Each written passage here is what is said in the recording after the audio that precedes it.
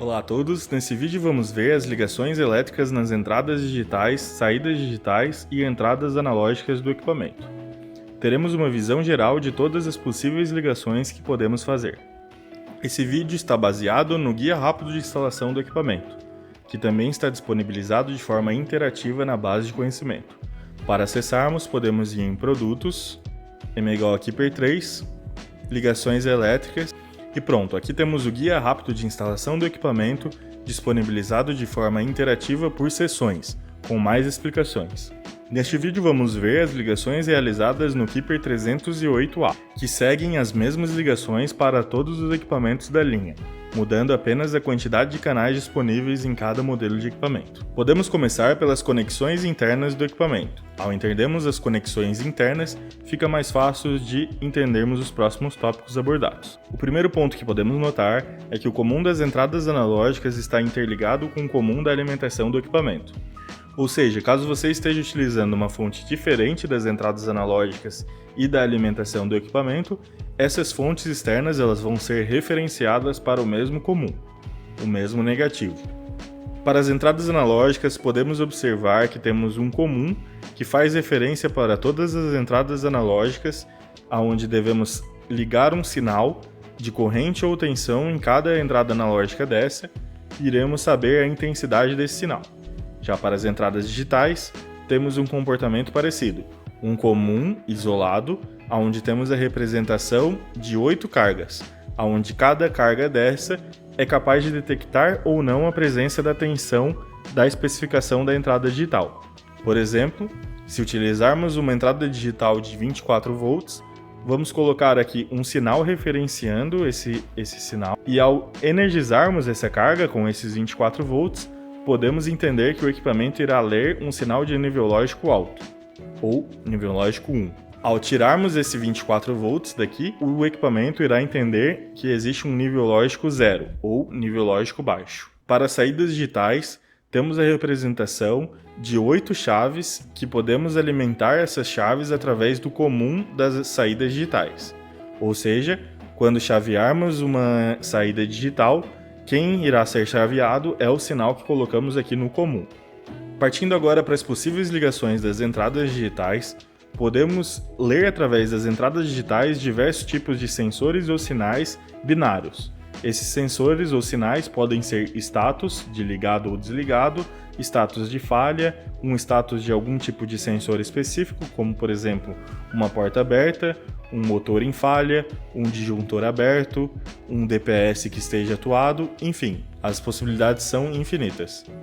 Esse tipo de sinal normalmente é encontrado através de contato seco, chaveamento eletrônico NPN ou PNP, ou então através de uma ligação paralela com alguma carga ou dispositivo que informa o status do sinal monitorado através da tensão. Como, por exemplo, podemos ler, através de uma ligação paralela de um LED, se aquele equipamento está com aquela funcionalidade ativa ou não. Aqui vamos ver as ligações típicas das entradas digitais. Temos aqui dois exemplos para as ligações das entradas digitais. O primeiro exemplo, que é o mais utilizado no Brasil, é o do tipo syncing, onde podemos chavear a parte positiva do sinal e referenciamos a parte negativa no comum. Neste caso aqui, temos que o comum está ligado na parte negativa da fonte, ou no neutro, caso esteja utilizando corrente alternada, e a parte positiva, ou o fase, caso esteja utilizando corrente alternada, é chaveado para as partes que vão chavear o sinal nas entradas digitais. Neste caso aqui, temos um exemplo de dois contatos secos, onde estamos alimentando com a parte positiva da nossa fonte e retornando para a entrada digital o respectivo sinal chaveado. Dessa forma, quando essa chave bater, teremos aqui naquela carga interna do equipamento que vimos no exemplo de conexões internas, teremos a própria tensão da fonte. Quando essa chave está aberta, não teremos tensão nenhuma. O outro tipo de ligação que podemos fazer é o do tipo sourcing, onde chaveamos o negativo ou o neutro. Neste caso aqui do exemplo, temos que a parte positiva ou fase do sinal é referenciado no comum e a parte negativa ou neutro é chaveado para as entradas digitais. Lembrando que as entradas digitais possuem um nível máximo de tensão que podemos ligar nela, que varia de acordo com o modelo do equipamento. Podemos utilizar as entradas digitais tanto em circuitos de corrente contínua quanto de corrente alternada.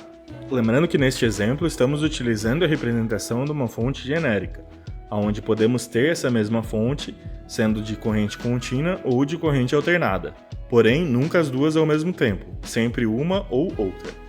O nível de tensão máximo também deve respeitar o nível de tensão máximo do modelo de equipamento que você está utilizando.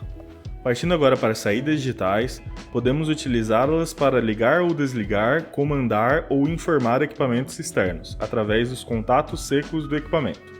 Da mesma forma que as entradas digitais, temos dois tipos de possíveis ligações: do tipo syncing, chaveando o positivo ou fase, e do tipo searching, chaveando o negativo ou neutro. O tipo syncing é o mais utilizado no Brasil. Neste primeiro exemplo, temos que o sinal chaveado conectado no comum é o positivo ou fase, e o sinal que vai para a carga é o negativo ou neutro. Neste caso, quando a saída digital for comutada, o sinal que vai aparecer aqui na saída digital é o próprio sinal que foi alimentado no comum. Já para o tipo searching, podemos chavear o sinal negativo ou neutro e referenciar a carga com o sinal positivo ou fase. Neste caso aqui, temos que o sinal negativo ou neutro foi colocado no comum e quando essa saída digital for acionada, este sinal estará disponível aqui no polo da saída digital. Para as entradas analógicas, temos as seguintes possíveis ligações. As entradas analógicas suportam o modo de tensão ou modo de corrente. No modo de tensão, podemos ligar sensores de 0 a 10 volts ou alguma escala abaixo dessa, e no modo corrente podemos utilizar sensores de 4 a 20 mA ou 0 a 20 mA. Esse modo é selecionável individualmente por canal através de um dip switch interno no equipamento. A entrada analógica do equipamento é capaz de ler até 11 volts no modo tensão e até 22,06 mA no modo corrente. Sensores de 0 a 20 ou 4 a 20 mA a 3 fios podem ser ligados da seguinte forma: alimentamos o sensor com o negativo e o positivo da fonte e o retorno do sensor é enviado direto para a entrada analógica do equipamento. O negativo da fonte que utilizamos para alimentar o sensor também deve ser referenciado no comum das entradas analógicas. Para o caso de sensores 0 a 20 ou 4 a 20 mA a 2 fios, a ligação fica ainda mais simples. Podemos alimentar o sensor com o positivo da fonte e o retorno do sensor é ligado na entrada analógica do equipamento. O negativo dessa fonte é ligado no comum da entrada analógica do equipamento. Para sensores 0 a 10 volts a 3 fios, precisamos também alimentar o sensor com a tensão da fonte, a saída do sensor é conectada na entrada analógica do equipamento e o negativo da fonte é referenciado no comum das entradas analógicas. Esse foi o vídeo. Caso tenha alguma dúvida em relação às ligações elétricas das I/Os do equipamento, entre em contato com o suporte. Obrigado e até o próximo vídeo.